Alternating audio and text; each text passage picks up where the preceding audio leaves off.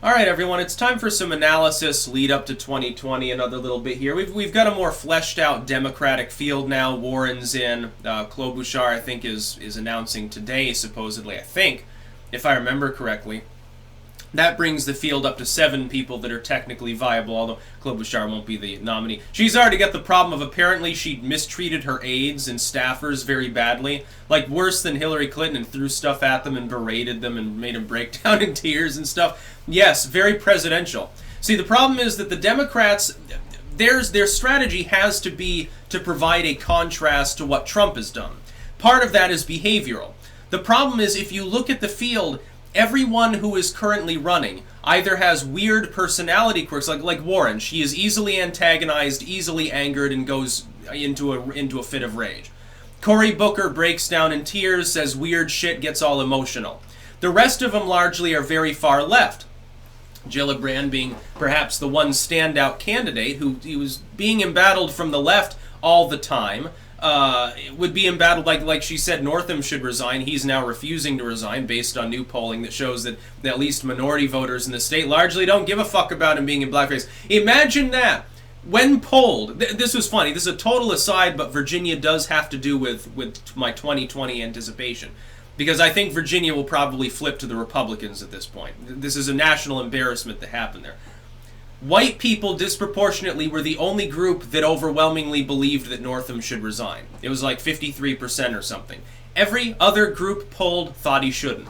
Isn't that fucking ironic that white people were more outraged about Northam being in blackface 30 years ago than any other group of people? Isn't that the most ironic thing you've heard in your fucking life? It's not really ironic. This is the way that the left rolls. They create fake outrage. And most of the people that pretend to be outraged, they're basically lily-white gated community suburban liberals that are keeping up appearances. That's really the name of the game. It's the Starbucks Marxists. The kids with their iPads and their cheap Che shirts and making slam poetry on their iPad in Starbucks. That's what it's about. Bunch of morons.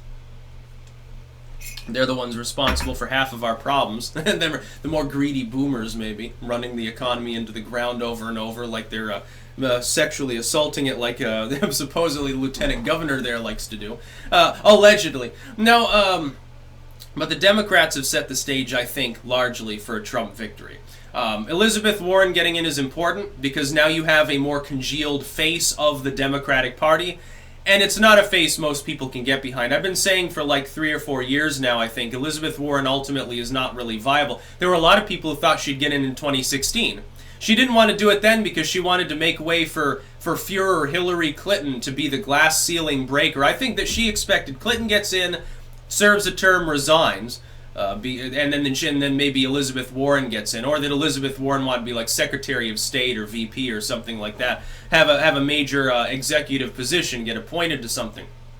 Elizabeth Warren, Secretary of Native American Outreach or something like that. The funniest thing ever, her with her tomato mayonnaise. But the first reason why Trump's got a huge advantage is the schismatic nature of the Democratic Party. I've spoken about this before. You see that emerging even more now. You have the New Green Deal, which, by the way, I disagree with people like Ramsey Paul, with all due respect, and many others, to say, well, this is her big sell moment, and this is actually like this is a big win for them. No, it's not. This is a Democrat from a safe blue district who's mouthing off the safe blue policies that she wants and getting mocked by everyone. There was never a point in the entire election where everyone was mocking Trump.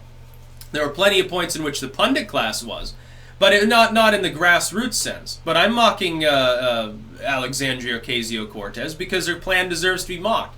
It doesn't make any sense. If you're comparing building a wall with eliminating all airplanes and banning cows, then I think that you need to take a step back before you continue analyzing political strategies, because there's no similarity between the two whatsoever. It only seems like that. She uses Trump-style strategies, but now she's become dead weight for the political party. Alexandria Ocasio-Cortez is one of the biggest weaknesses of the Democratic Party because she has become so charismatically all-encompassing among younger voters that the older voters that totally fucking hate her have to deal with seeing her all the time. Trump is going to run on a platform that partially is in opposition to plans she puts forward. It helps that half of the candidates that are actually running, half the people that want to be the nominee, have embraced the New Green Deal. Makes it easy for Trump. He'll say, oh, look at the Democrat. See, here's the thing. They're handing Trump victory by looking like what Trump has said they are. 2 years ago when Trump said, oh, they've gone so far left, they're a bunch of socialists, they love Venezuela and stuff. They said, no, that's hyperbolic. Don't defame us that way. Look at the fucking Democratic field. It's a bunch of people that do endorse basically socialism. A bunch of people that they want to ban air travel and bring back higher taxes, and they're solely fixated on fucking climate change to the detriment of every other issue. They don't want to secure the border. You've got Ilhan Omar, second piece here, second link. Ilhan Omar comes out. And she says, oh, not 1 penny for DHS. So she's essentially saying defund DHS. That's not just ICE. Now, I'm not sure. She might have gotten the two mixed up because she doesn't know very much about politics, for sure. But DHS also controls many other things, like FEMA, disaster relief. Oh, yes, let's cut FEMA entirely so that the next time there's a major flood in her district or something, there's nobody there to help people. I think that would go over very well. The next time that you get a blizzard up there in the cold north, it'd be really funny. The Coast Guard. Yeah, let's get rid of the Coast Guard. It's not like they are partially responsible for some of the biggest drug seizures in the country because you refuse to end the drug war and secure the border. At least the Coast Guard is able to do its job. Yeah, let's defund them too. It's like, who needs DHS? Who needs, basically any form of homeland security? I think that'd be a bad idea. You can talk about ICE and reverting border control back to the way it was before it was absorbed by DHS. But to simply say, get rid of it, don't replace it with everything, don't have a border, yes, that's not far left at all. Now, that's certainly not going to turn off the average American voter. So here's the platform that's emerging. Here's what the Democrats are offering. So Trump is saying, secure the border, keep the government open by doing so. Taxes shouldn't go up. We don't need to do anything with regards to guns because Second Amendment. Diplomacy like in North Korea, trying to put pressure on Venezuela because, dictator and human rights abuses. That's Trump's basic thing. What are the Democrats offering in opposition to that? We want to raise your taxes up to and including maybe a marginal rate on the highest sector of 70%. Trump's going to have a field day because he's going to point out that requires lifting every other bracket upwards. Yes, you will pay more taxes if the Democrats impose that kind of plan. Doesn't matter how much money you make 30K a year, you will pay more taxes because otherwise people at the top will offshore everything. The government doesn't want them to do that. They'll just throw more loopholes to the top and you'll be the one paying more. But you'll feel good about it because the liberals will tell you it's charity. So we want to raise your taxes in a most extreme fashion. We want to ban entire classes of weapons that we don't even know anything about. We do not want border defense. We think the border is too secure already, despite the fact that then they're saying, 5 million people will enter the country illegally over the next year. Oh, wonderful. Yeah, there's no problem at the border. No problem whatsoever. Walls are evil and shit. They want a warmonger after Korea and after the Middle East, but for some reason they don't want to do anything about Venezuela. That's interventionist. Like when Tulsi Gabbard comes out and tries to play non-interventionist. Fuck off. Yes, you represent a political party that wanted to invade Iran, doesn't want peace in Korea, wanted to strike Syria, and I didn't see you on the forefront of arguing against all of these things. I see you pretending to browbeat Donald Trump for things your own party largely proposed and or carried through with over time.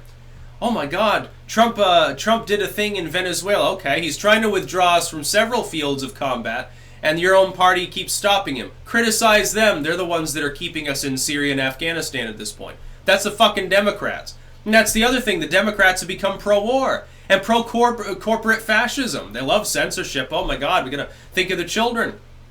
A bunch of baloney.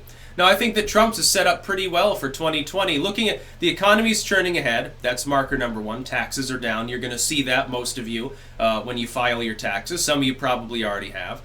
Tax returns might be problematic due to shutdown, but we'll see. He might get his wall, and he certainly wants to secure the border. We've got ongoing negotiations in North Korea that could bring about finally long-lasting peace that we haven't seen since before the 50s, before the mud domino effect sort of bullshit. Venezuela could collapse any day, leaving the world one socialist dictatorship short, which I think would be a great thing, even if the opposition is socialism light. Basically, the opposition in Venezuela wants Alexandria Ocasio-Cortez style policies.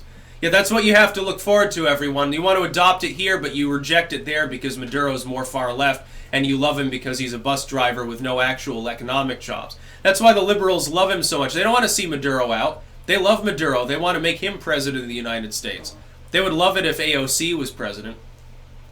They'd love it until they realize she might be crazy enough to actually not impose 10 million loopholes on that marginal tax rate for the tippy tops. It's so funny. It's so cringy. And that's the other thing. He's a master of mimetic warfare. And they're all a bunch of cringe meisters. They don't know what the fuck a meme is. They don't know anything. I mean, even those that are younger, it's like they barely make an email or a tweet or something. Like, even Gillibrand might be a lost cause. Like, it was funny because, like, it's a new thing among politicians. And this isn't just the Democrats. Did you notice?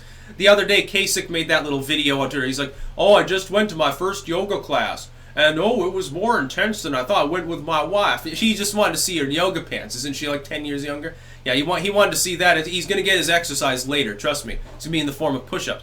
And it's, like, totally cringy, but he thinks that it's personable. Or Tulsi Gabbard, when she posts the picture of her surfing, it's like, okay, you can surf. What the fuck does that have to do with governing the United States? What the fuck does it have to do with anything like that? It's like Trump. They're constantly talking about his appearance. It's like, yeah, he's not trying to be cringy. He doesn't care if you think that he's a slob because of the way he has his tie on or something like that. It's actually quite nice. No, I think that these people need to buckle down and realize they're making the same mistake as in 2016. They are discounting Trump, and they are assuming victory. And therefore, the field is full of weirdos that are going to make it very, very easy for Trump to make a case against them. Which I don't think is a bad thing. Yes, I want Trump reelected. Why? Hey, my taxes are down. I feel safer. One less rogue nuclear state could exist soon. Venezuela, one less rogue state in our hemisphere, could finally be under sane governance, at least saner. I think he's doing a fine job. I mean, we're not at war in Iran. He tried to withdraw us from several other theaters, but Congress won't let him because they want more children to die. You know, everyone other than Rand Paul wants to keep dicking around in Syria. Fuck off.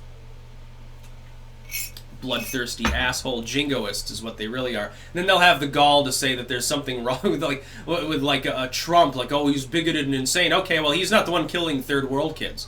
You're now responsible for that. The buck goes back to you. You're the ones that forced us to stay. So now the next time there's a major military disaster in Afghanistan, we know who to blame and who to fucking vote out. That's about all. Peace out.